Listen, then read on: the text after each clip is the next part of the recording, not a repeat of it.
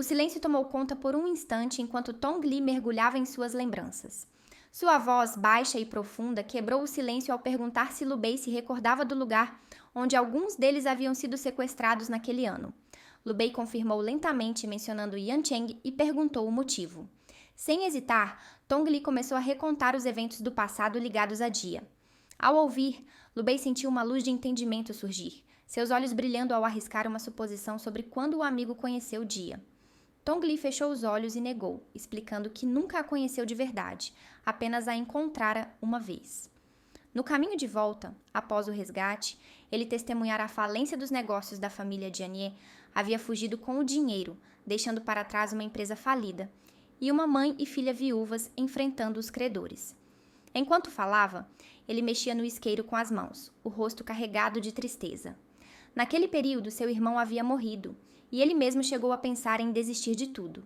As memórias dolorosas voltaram com força à mente de Tong Li, trazendo à tona um passado difícil e marcado pela perda. No dia em que ele planejava se jogar para acabar com tudo, uma discussão próxima chamou sua atenção. Uma voz feminina, firme e determinada, respondia a um jovem precariamente apoiado na sacada. Ela tentava convencê-lo, prometendo que pagaria cada centavo da dívida do pai, mesmo que ele duvidasse, achando improvável que uma estudante pudesse cumprir tal promessa. Tong Li sentiu um aperto no peito, preocupado com o risco que ele corria. Quase gritou para que parasse, mas a palavra morreu em seus lábios. Ele abaixou a cabeça, dominado pelo próprio desânimo, reconhecendo que não tinha direito de impedir alguém que compartilhava do mesmo desejo de desistir. No meio daquele desespero, a resposta firme de Jia trouxe uma faísca de vida. Ela lembrou que se ele morresse, nada restaria. O rosto dele parecia vazio, mas algo mudou nos olhos.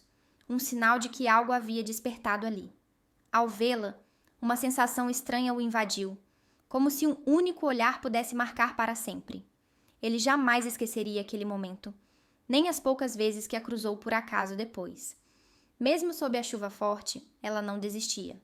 Ele a viu lutando para sobreviver, como uma flor selvagem agarrada à beira do abismo.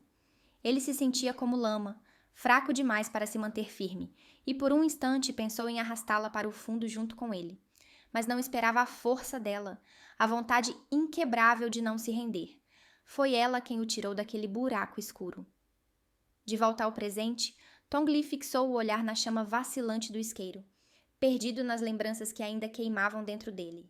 Após ouvir a história carregada de tristeza, Lu Bei tossiu algumas vezes antes de perguntar se Tong Li estava pronto agora. Com um estalo, ele fechou o isqueiro e respondeu que não estava preparado para nada com ela. Lu Bei, desconfiado, insistiu, duvidando da resposta.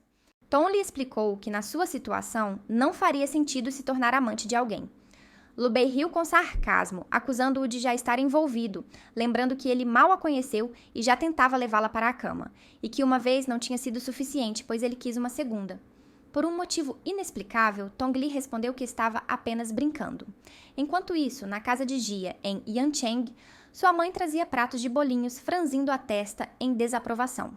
Ela reclamava que Jia deveria ter contado antes sobre o fim do relacionamento com Xian. Jia não respondeu, preferindo bater palmas em aprovação aos bolinhos. Quanto mais a mãe pensava no assunto, mais irritada ficava, murmurando sobre a audácia dos pais de Xian, que justificavam a traição do filho, dizendo que ele não sentia mais atração por Jia. A jovem apenas saboreava os bolinhos, sem discutir. A mãe continuava furiosa, indignada com a coragem do rapaz de aparecer por ali após trair. Jia, vendo a mãe nervosa, tentou acalmá-la com gestos gentis, sugerindo que deixassem o assunto para trás. De repente, a mãe lançou um olhar desconfiado e perguntou se Jia tinha mesmo dito a Xian que tinha um novo namorado. Com a boca cheia, Jia confirmou com um som curto. A mãe, ainda duvidosa, insistiu, e Jia, sentindo culpa, bebeu água e desviou o olhar. Jia respondeu com voz suave, dizendo que sim, mãe, enquanto por dentro pedia desculpas, desejando não causar desapontamento ou preocupação. A mãe parecia um pouco mais tranquila e, animada, perguntou o que ela achava do tal namorado, ansiosa por fofocar. Jia respondeu de forma vaga que ele era legal. A mãe, curiosa, quis saber o que ele fazia, e Jia, sem hesitar, mentiu que fazia o mesmo que ela. As perguntas continuaram, deixando Jia cada vez mais fraca e culpada. Ela sabia que o namorado era só uma invenção para afastar Xian, e se sentia mal por isso. A mãe, fingindo testar, sugeriu que Dia levasse o namorado para casa algum dia e logo marcou o próximo fim de semana para isso. Dia fingiu timidez, corando e concordando, mas por dentro estava desmoronando, quase às lágrimas, sem saber como sair daquela situação. Na manhã seguinte, antes de sair para o trabalho, a mãe lembrou novamente do compromisso e Gia, suando, confirmou que lembrava. Ao sair, ela acenou para a mãe e partiu. Pouco depois, o celular da mãe vibrou com uma mensagem do médico, perguntando se já havia tomado uma decisão. Ela suspirou e ligou, dizendo que não faria a cirurgia, pois não queria ser um peso para a filha. Dia dirigiu por horas, chegando ao seu apartamento em Yancheng já à noite. Enquanto desfazia as malas, Dia desabafou com a melhor amiga sobre o pedido da mãe para levar o namorado para casa no próximo fim de semana. Ela contou que, na hora do desespero, disse que ele trabalhava na Songshi Corporation. A amiga riu, duvidando que ela encontrasse alguém para a apresentar tão rápido. Gia suspirou, sem saber o que fazer. A amiga, com um sorriso malicioso, lembrou que a única pessoa que Gia conhecia na Songshi era Tong Li, provocando-a sobre a ideia de levar aquele famoso playboy para casa. Gia desviou o olhar, confusa e dizendo que foi um impulso, sem pensar direito. Enquanto suspirava, a amiga ficou pensativa, apoiando o queixo na mão, até que teve uma ideia. Um primo solteiro que trabalhava na Songshi poderia ajudar. Dia hesitou, mas a amiga logo passou o contato, sugerindo que ela o adicionasse para sondar. Quando pegou o celular, Dia viu uma foto de Tong Li com duas mulheres, acompanhada de uma manchete sensacionalista sobre uma noite de festas do CEO da Songshi, flagrado com as duas mulheres em um hotel, só saindo pela manhã seguinte.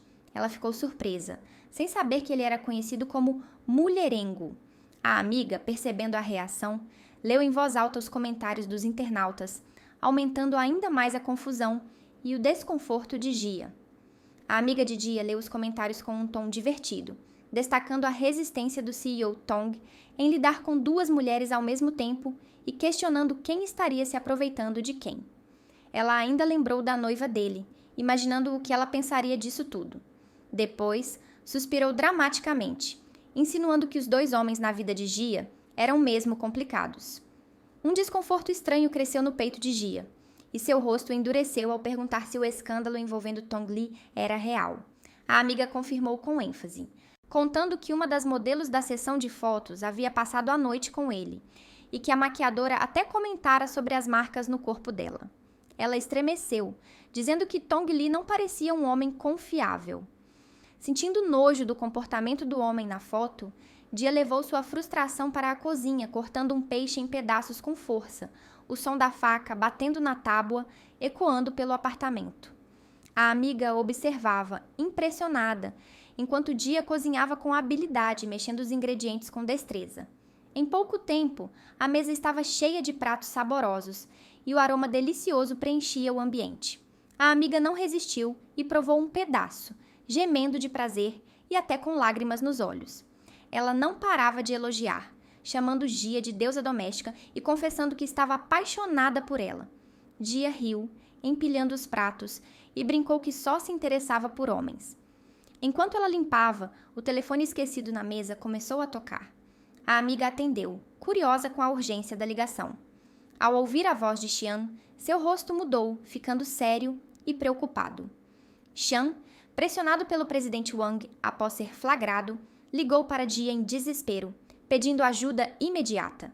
Ele explicou que estava retido no Hotel Chunyi e culpava Tong Li por vazar informações que o envolveram, além de mencionar que fora visto por repórteres. A amiga de Gia, ao ouvir o desabafo confuso e apressado, não conseguiu segurar o riso, explodindo em gargalhadas antes de repreendê-lo duramente e desligar.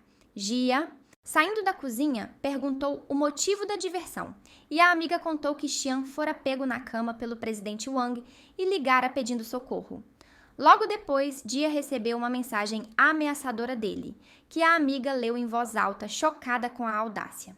Ela comentou que, apesar dos escândalos anteriores de Tong Li, ele nunca fora flagrado assim, e que a coincidência de estar no mesmo hotel que Xian parecia coisa de louco. Dia franziu as sobrancelhas, intrigada com a situação. Ela ficou em silêncio, imersa em seus pensamentos.